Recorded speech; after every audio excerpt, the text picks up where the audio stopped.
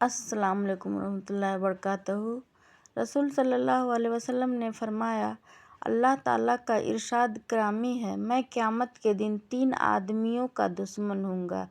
ایک وہ جس نے میرا نام لے کر عہد کیا پھر بے وفائی کی، دوسرا وہ جس نے کسی آزاد کو بیچ دیا اور اس کی قیمت کھائی، اور تیسرا وہ جس نے کسی مزدور سے پورا کام لیا لیکن اس کی اجرت نہ دی۔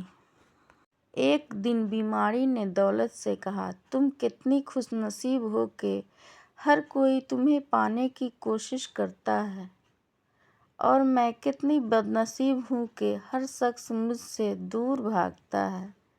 دولت بولی، خوش نصیب تم ہو جسے پا کر لوگ اپنے اللہ کو یاد کرتے ہیں، اور بد نصیب میں ہوں جسے پا کر لوگ اپنے اللہ کو بھول جاتے ہیں۔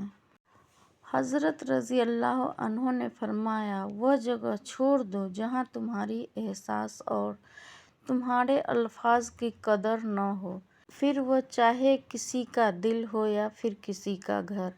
حضرت علی رضی اللہ عنہ نے فرمایا، 3 انسان 3 چیزوں سے محروم رہیں گے: غصے والا، صحیح فیصلے سے، جھوٹا عزت سے، اور جلد باز کامیابی سے۔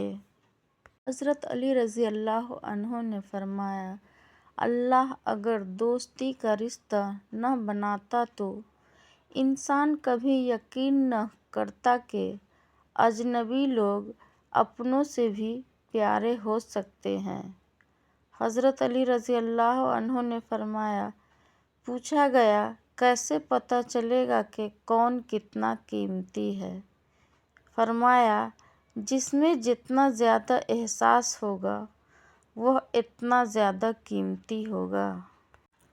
بیوی اگر بیمار پڑی ہے اور دوسری جانب شوہر بھی بیمار ہو گیا تو اپنی بیماری کو بھول کر خاوند کی بیمار پرستی میں لگ جاتی ہے، کیونکہ بیوی کو اپنے خاوند سے آگے کوئی نہیں ہوتا۔ ایسی بیوی کی قدر نہ کرنا شوہر کے لیے بد نصیبی ہے۔